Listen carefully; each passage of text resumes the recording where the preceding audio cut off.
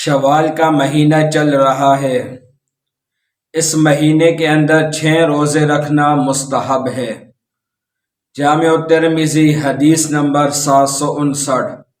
حضرت ابو ایوب انصاری رضی اللہ تعالی عنہ فرماتے ہیں کہ نبی اکرم صلی اللہ علیہ وسلم نے ارشاد فرمایا، من صام رمضان ثم اتبعہ ستا من شوال فذلک صیام الدہر۔ جس شخص نے رمضان کے روزے رکھے اس کے بعد شوال کے 6 روزے رکھے تو وہ اس طرح ہے گویا اس نے پورے سال کے روزے رکھے، یعنی اس کو پورے سال کے روزے رکھنے کا ثواب ملے گا۔ یہ کس طرح پورے سال کے روزے رکھنے کا ثواب ملتا ہے؟ تو قرآن مجید کے اندر اللہ فرماتے ہیں، من جاء بالحسنۃ فلہ عشر امثالھا۔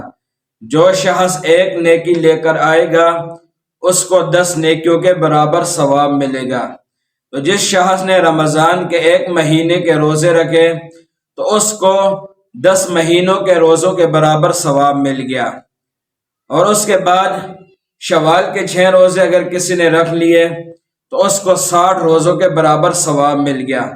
تو 60 دنوں کے 2 مہینے ہوتے ہیں، تو 10 مہینوں کا ثواب رمضان المبارک کے روزوں کی وجہ سے مل گیا، اور 2 مہینوں کا ثواب شوال کے 6 روزوں کی وجہ سے مل گیا۔ تو اس طرح پورے سال کے روزوں کا ثواب مل جائے گا۔ پھر 1 شوال عید الفطر کے دن آپ روزہ نہیں رکھ سکتے کیونکہ شریعت نے منع کیا ہے۔ اس کے علاوہ جو 28 یا 29 دن ہوتے ہیں شوال کے، ان دنوں کے اندر آپ لگاتار بھی روزہ رکھ سکتے ہیں، اور وقفے کے ساتھ جدا جدا کر کے بھی 6 روزے رکھ سکتے ہیں۔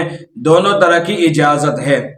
پھر اگر کسی شخص سے رمضان المبارک کے فرض روزے رہ گئے ہوں اور وہ قضا کرنا چاہے تو وہ شوال کے مہینے میں پہلے 6 روزوں کی قضا کر لے جو فرض روزے اس سے رمضان المبارک کے اندر رہے ہیں، اور اس کے بعد شوال کے 6 روزے رکھ لے۔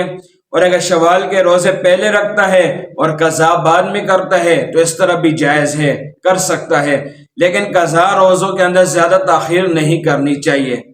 اس کے اندر ایک بات کا خیال رکھنا چاہیے کہ ایک روزوں کے اندر دونوں چیزوں کی نیت نہیں کر سکتا، یعنی ایک روزہ رکھے اور اس کے اندر قضا روزوں کی اور شوال کے روزوں کی دونوں روزوں کی نیت کر لے تو اس طرح کرنا جائز نہیں۔ ایک روزے کے اندر ایک ہی نیت کرے گا، یا قضا کی نیت کرے گا یا شوال کے روزے کی نیت کرے گا۔ ایک روزے کے اندر دونوں چیزوں کی نیت نہیں کر سکتا۔ اگر دونوں چیزوں کی نیت کر لی تو اس سے قضا روزہ ادا ہو جائے گا اور شوال کا روزہ ادا نہیں ہوگا۔